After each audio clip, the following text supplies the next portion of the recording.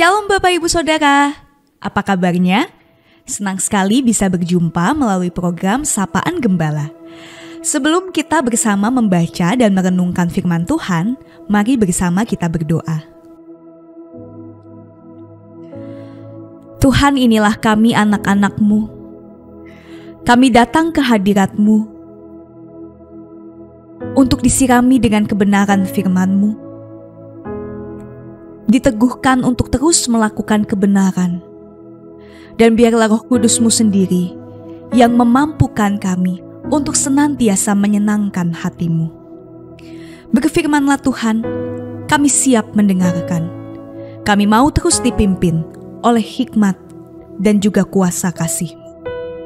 Terima kasih Tuhan. Amin. Bapak Ibu Saudara, bacaan perenungan kita pada hari ini diambil dari Matius pasal 6 ayat yang ke-12. Matius pasal 6 ayat 12, saya akan membacakan untuk kita. Dan ampunilah kami akan kesalahan kami, seperti kami juga mengampuni orang yang bersalah kepada kami.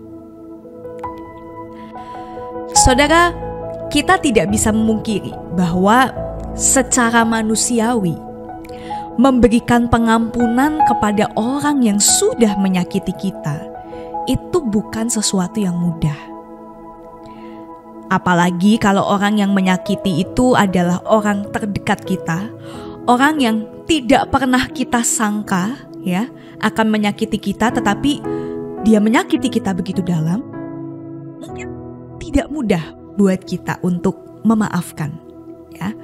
Kehendak kita sebagai manusia tentu pada umumnya inginnya udahlah putus hubungan aja sama orang itu, bermusuhan, atau mungkin membalas perbuatan yang sudah mereka lakukan 2 kali lipat atau bahkan berkali-kali lipat, sehingga kalau bisa mereka merasakan rasa sakit yang jauh lebih dalam daripada yang kita rasakan. Nah tapi saudara, saya pernah membaca satu kata-kata menarik yang mengatakan seperti ini. Orang yang tidak memaafkan itu ibarat orang yang terkena sabetan celurit. Dan kemanapun dia pergi, dia akan membawa celurit tersebut. Artinya apa saudara?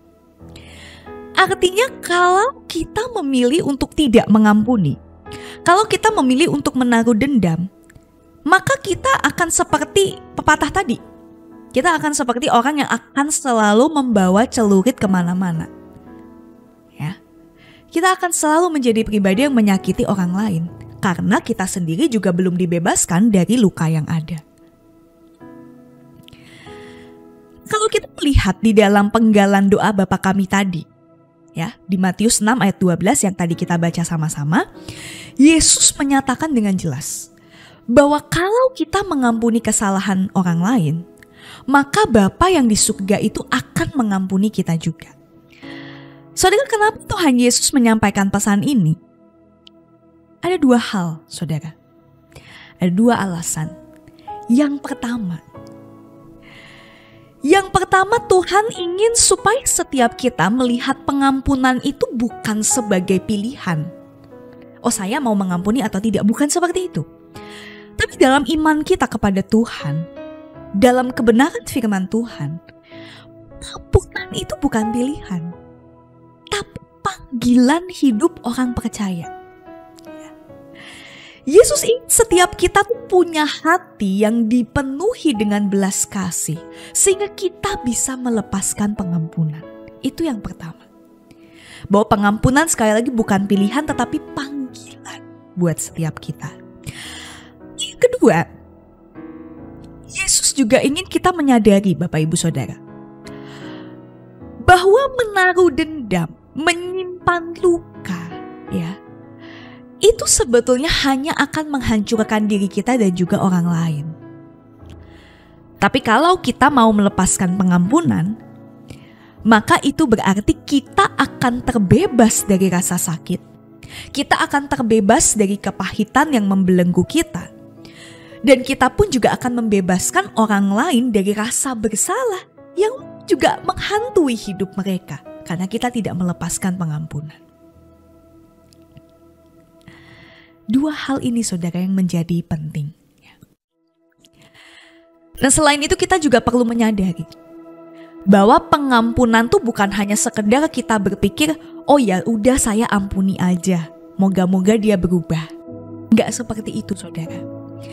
Tapi memberikan pengampunan itu selayaknya juga diikuti dengan dorongan, dengan arahan supaya orang yang menyakiti kita itu bisa berubah jadi pribadi yang lebih baik. Ya.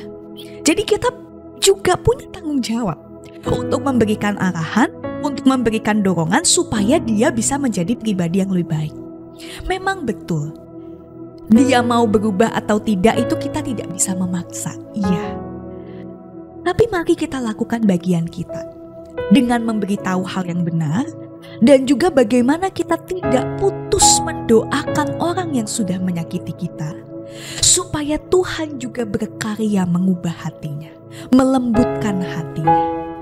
Lakukan apa yang menjadi bagian kita. Nah, maka hari ini saudara kita mau belajar.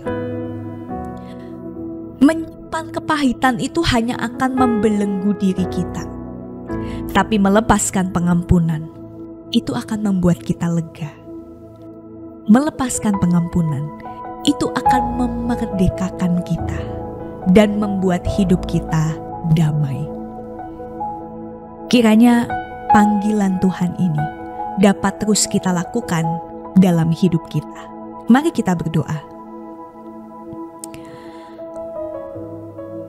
Kami tahu Tuhan secara manusiawi begitu sulit untuk mengampuni orang yang bersalah kepada kami.